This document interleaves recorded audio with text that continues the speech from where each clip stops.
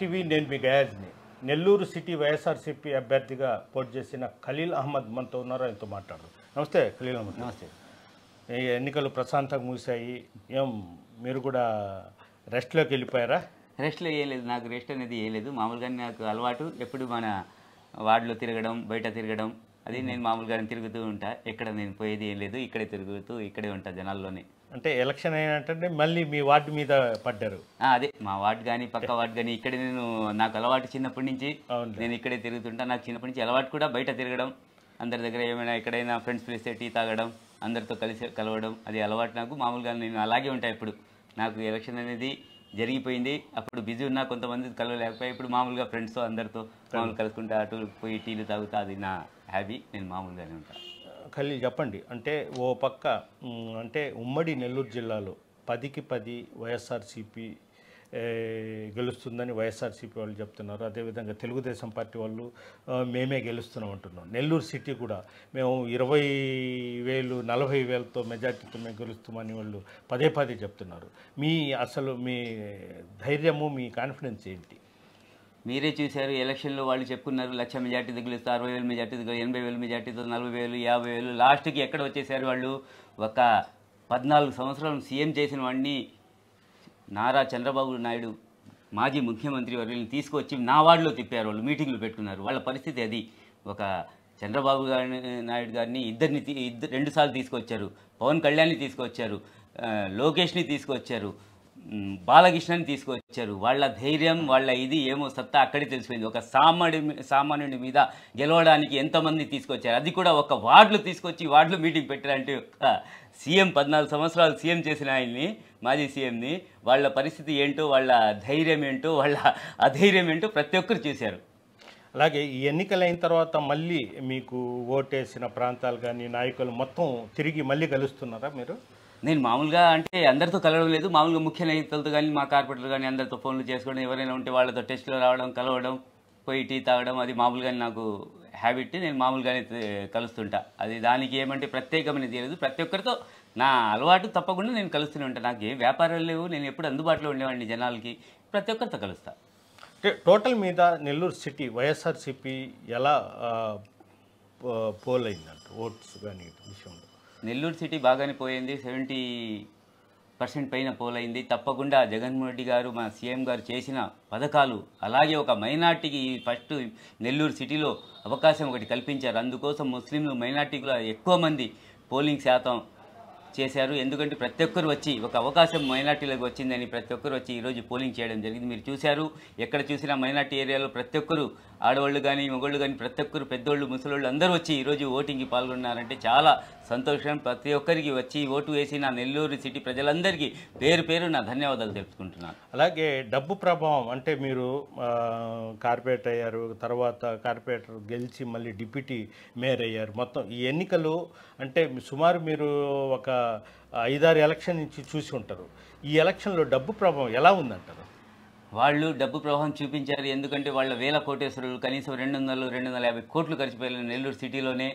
ఆయన కానీ, ఆయన ఒక ఎంపీ అభ్యర్థి పెద్ద ఆయన వచ్చారు, ఆయన ఇద్దరు కలిసి 100 కోట్లు ఖర్చు పెట్టారు. ఎవరెవరినో కొనడం, ఎంతమందిని ఎక్కువ నా వార్డు మీద దృష్టి పెట్టి మైనార్టీ వార్డుల మీద చాలామందిని కొనడం చేశారు. కానీ ఏ నాయకుడు పోయినా, ఎవరు పోయినా పర్వాలేదు, మనకి ఓటర్లు, కార్యకర్తలు మనతోనే ఉన్నారు. తప్పకుండా ప్రతి ఒక్కరు జగన్మోహన్ రెడ్డి గారు చేసిన పథకాలు, ప్రతి ఒక్కరు లబ్ధి పొందిన ప్రతి ఒక్కరు వచ్చి వైఎస్ఆర్ కాంగ్రెస్ పార్టీని మళ్ళా జగన్మోహన్ రెడ్డి సీఎం చేసుకోవాలని, ఇక్కడ నన్ను కాదు, ఒక సామాన్యుడికి ఈరోజు అవకాశం వచ్చింది, కానీ ఇక్కడ నన్ను కాదు చూడాల్సింది, జగన్మోహన్ రెడ్డి గారు చూశారు. ఎందుకంటే ఆయన చేసిన పథకాలు ప్రతి ఒక్కరు లబ్ధి పొందిన. ఆయన లేకపోతే సచివాలయ వ్యవస్థ కానీ, వాలంటీర్ వ్యవస్థ కానీ, అలాగే పథకాలు ఎవ్వరికి ఏమి రావు. ప్రతి ఒక్కరు చూస్తున్నారు. అలాగే పెన్షన్ల కోసం అవ్వాతాతలు, పెద్దోళ్ళు, ముసలోళ్ళు 2 నెలలు ఎంత బాధపడ్డారు, ఎంతమంది చనిపోయారు, మీరే చూశారు. అదే జగన్మోహన్ రెడ్డి గారికి ఈరోజు మళ్ళా సీఎం అయితే తప్పకుండా వాలంటీర్ వ్యవస్థ కానీ, సచివాలయ వ్యవస్థ కానీ అలాగే ఉంటుందని ప్రతి ఒక్కరు ఎగబడి ఓట్లు వేశారు. అలాగే మీరు ఎన్నికల ముందు కూడా చెప్పారు, ఎన్నికల ప్రచారంలో కూడా చెప్పారు, నారాయణ గారు గెలిస్తే మనకు అందుబాటులో ఉండరు, కనీసం ఆయన ఫోన్ ఎత్తరు, ఇదని. ఇప్పుడు ఆ పరిస్థితి ఉందంటారా?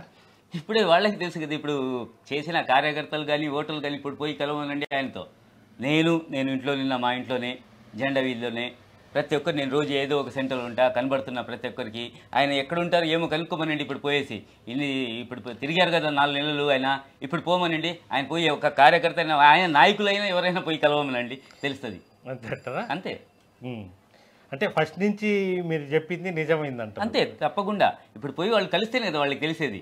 ఇన్ని నెలలు 4-5 నెలలు జరిగింది వదిలేండి. ఇప్పటి నుంచి ఎలక్షన్ అయిపోయింది, ఇప్పటి నుంచి కనబడమనండి. ఆయన పోయి మాట్లాడమండి. రోజు తిరుగుతున్నారు కదా ప్రతి ఒక్క వాటిలో. నేను కూడా ఇప్పుడు ఎలక్షన్ అయిపోయింది, నేను తిరుగుతున్నా ప్రతి ఒక్క వాటిలో, ఎక్కడో ఒక చోట నేను తిరుగుతున్నా. ఆయన రామనండి. ఎక్కడున్నారో ఎలక్షన్ అయిన సాయంకాలం నుంచి ఎప్పుడైనా కనిపెట్టారా ఎవరికైనా? చెప్పమనండి ఎవరైనా, టీడీపీ నాయకులు కానీ కార్యకర్తలు కానీ. అలాగే జగన్మోహన్ రెడ్డి గారు లండన్ వెళ్ళిపోయారు. లండన్ నుంచి మళ్ళీ తిరిగి రారు. ఆయన ఇంకా అక్కడే ఉండిపోతారు. ఖచ్చితంగా ఓడిపోతానని మొత్తం మూటామూలి మొత్తం సర్దేశారని టీడీపీ వాళ్ళు బాహటంగా ప్రచారం చేస్తున్నారు. వాళ్ళకి ఏముంది, వాళ్ళకి తెలిసిపోయింది. వాళ్ళ ఎత్తు బిచానా పార్టీ అయిపోయింది. టీడీపీ పార్టీ మూసేయడమే ఈసారి. జగన్మోహన్ రెడ్డి చేసి చరిష్మా ముందర ఈసారి కంప్లీట్గా ఈ ప్రతి ఒక్క సర్వే చూస్తున్నాం. ప్రతి ఒక్కరు ఆస్వాదించారు. జగన్మోహన్ రెడ్డి మళ్ళీ సీఎం అవుతున్నారు. ఆయన తప్పకుండా ఇక్కడే ఉంటారు. వాళ్ళ చెప్పే అబద్ధపు మాటలు, వాళ్ళే ఎక్కడ ఉంటారో ఏమనేది ప్రతి ఒక్కరికి తెలుసు. వేరే వాళ్ళకి చెప్పడం కాదు, కుప్పంలో ఆయన పరిస్థితి ఏంటో వాళ్ళకి తెలియాలి.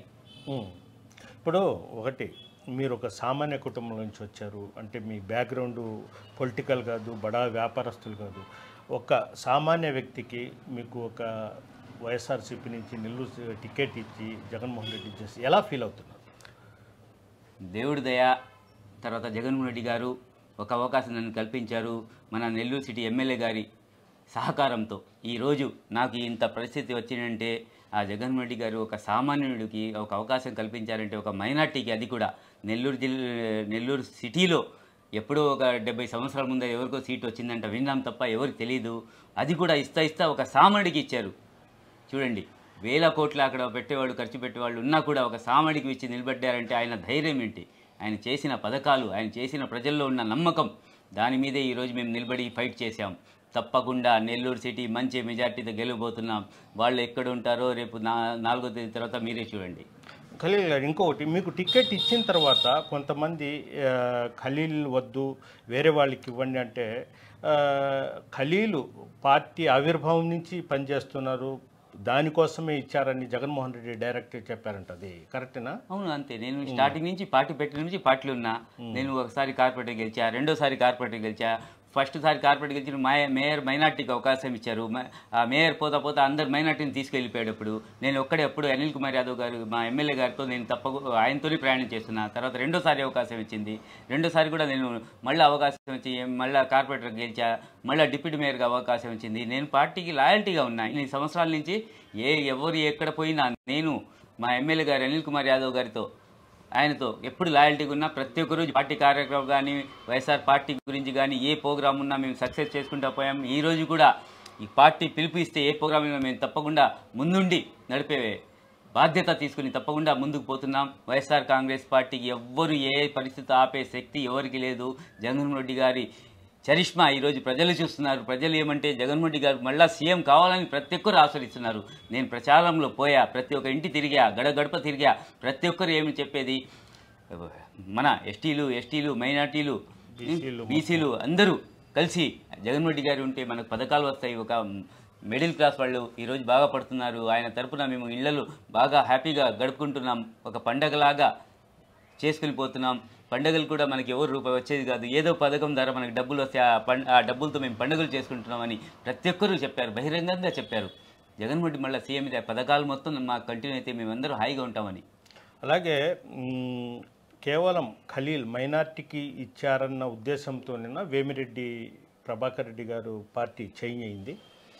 ఆయనకి ఒక మైనార్టీకి ఇవ్వడం ఆయనకి ఇష్టం లేదు. ఆయన ఏమంటే ఆర్ఎస్ఎస్ భావాలు ఆయనకి ఎక్కువ. మైనార్టీలు ఎప్పుడు ఏ స్థితిలో ఎప్పుడు ఆయన నమ్మే పరిస్థితులు ఎప్పుడు నమ్మరు కూడా. ఆయనకి ఏమంటే ఒక మైనార్టీకి ఇవ్వడం, అది కూడా ఒక సామాన్యుడికి ఇవ్వడం ఆయనకి ఇష్టం లేదు. ఆయనకి ఏదో వాళ్ళ ఆశించాడు ఆయన మిసెస్కి ఇవ్వాలని, సతీమణికి ఇవ్వాలని టికెట్.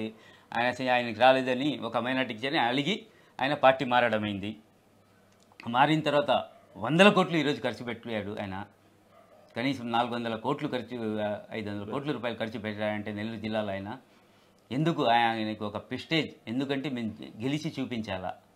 ఇక్కడ మనకి ఎంపీ అభ్యర్థిగా విజయసాయిరెడ్డి వచ్చిన తర్వాత మొత్తం మారిపోయి నెల్లూరు జిల్లాలో 7 అసెంబ్లీ స్థానాలు ఎంపీ స్థానం అత్యధిక మెజార్టీతో గెలబోతున్నాం. అయితే మీకు వైఎస్ఆర్సీపీకి అదేవిధంగా ఎంపీ అభ్యర్థికి నెల్లూరు సిటీలో మీకు వేసిన ఓటర్లకు మీరు ఎలాంటి సందేశం ఇస్తారు? ప్రతి ఒక్క నెల్లూరు జిల్లా ప్రజలందరికీ అలాగే నెల్లూరు సిటీ ప్రజలందరికీ పేరు పేరున ధన్యవాదాలు తెలుపుతున్నాను. ఎందుకంటే మీరందరూ వచ్చి ఈరోజు ఎలక్షన్లో ఓటు వేసి పర్సెంటేజ్ 70% నెల్లూరు సిటీలో నెల్లూరు జిల్లాలో దాటిందంటే మీరందరూ ఈరోజు వచ్చి ఓటు వేయడం చాలా సంతోషకరం. ప్రతి ఒక్కరూ జగన్మోహన్ రెడ్డిని ఆశీర్వదించారు. ఎందుకంటే ఈ పథకాలు మళ్ళా రావేమో జగన్మోహన్ రెడ్డి లేకపోతే అని ప్రతి ఒక్కరూ దండాలుగా పరిగెత్తుకొని వచ్చి ఈరోజు ఓటు వేశారు.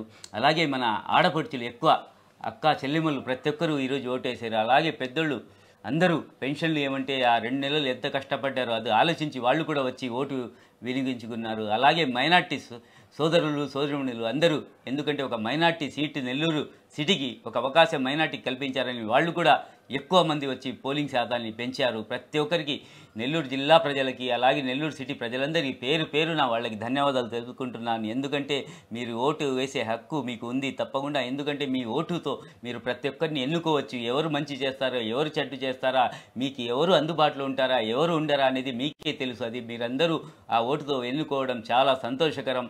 మీరందరూ వైఎస్ఆర్ కాంగ్రెస్ పార్టీకి ఫ్యాన్ గుర్తుకు ఓటేసిన ప్రజలందరికీ పేరు పేరున నమస్కరిస్తూ మీరందరికీ పాదాభివందనలు చేసుకుంటున్నాను. ఖలీల్ భాయ్, ఇంకొకటి చివరిగా మహిళలు ఎక్కువగా వృద్ధులు పోలింగ్ బూత్ల వద్ద పెద్ద బారులు తీరారు.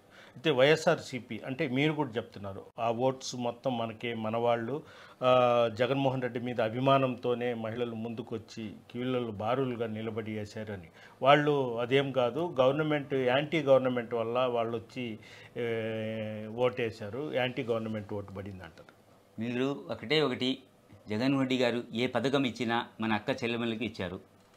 అలాగే పెన్షన్స్ పెద్దోళ్ళకి ఆ 2 నెలలు పెన్షన్ కోసం మీరు చూశారు. ప్రతి ఒక్క దగ్గర ఎంతమంది చనిపోయారు. ఆ పెన్షన్లు ఒకసారి స్కూల్లో ఇస్తున్నారని, ఒకసారి షాదీ మహల్లో ఇస్తున్నారని ఎక్కడెక్కడో తిరిగి 2వ నెల మళ్ళా బ్యాంకులలో వేశారని, అసలు బ్యాంకులలో ఎక్కడ పడ్డాయి వాళ్ళ ఖాతాలు ఎక్కడ ఉన్నాయి వాళ్ళకి తెలియకుండా ఎంతమంది ఈరోజు కూడా ఢిల్లుతున్నారు. ఎందుకంటే డబ్బులు పడి ఉన్నాయంటే బ్యాంకులలో మనకి ఆధార్ లింకు లేదు, ఆ డబ్బులు తెచ్చియండి ఎవరని ప్రతి ఒక్కరూ ఎంత బాధపడ్డారు. అది ఒకటి. అలాగే అక్క చెల్లెమ్మలు ఈరోజు చూసే ఆసరాని కానీ మనకి కుట్టు మిషన్లని కానీ ఇలా చూసుకుని ప్రతి ఒక్కరికి అక్క చెల్లెమ్మలకి ఈరోజు పథకాలు మొత్తం వాళ్ళకే అందాయి. ప్రతి ఒక్కరు ఏమంటే జగన్మోహన్ మళ్ళీ సీఎం కావాలి వాళ్ళకి ఈరోజు చెప్పుకోపోతున్నారు అందరూ. వాళ్ళు ఏం ఆయన ఏం చేశాడు, ఏమైనా ఏదైనా ఒక పథకమైన పేరు చెప్పే పథకం ఒకటైనా గుర్తు చేయమనండి. వాళ్ళే కార్యకర్తలు మనకి పక్కన పెట్టండి.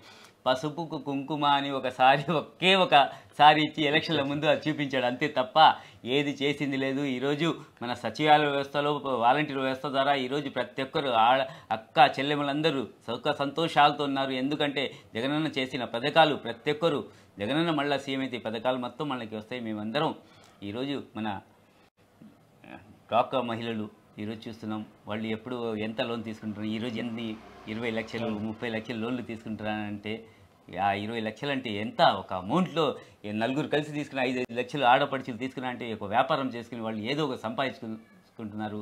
వాళ్ళు కుటుంబ పోషణ వాళ్లే చేసుకునే ఒక ధైర్యం వాళ్ళకి ఏర్పడిందంటే అది చేసింది ఎవరు?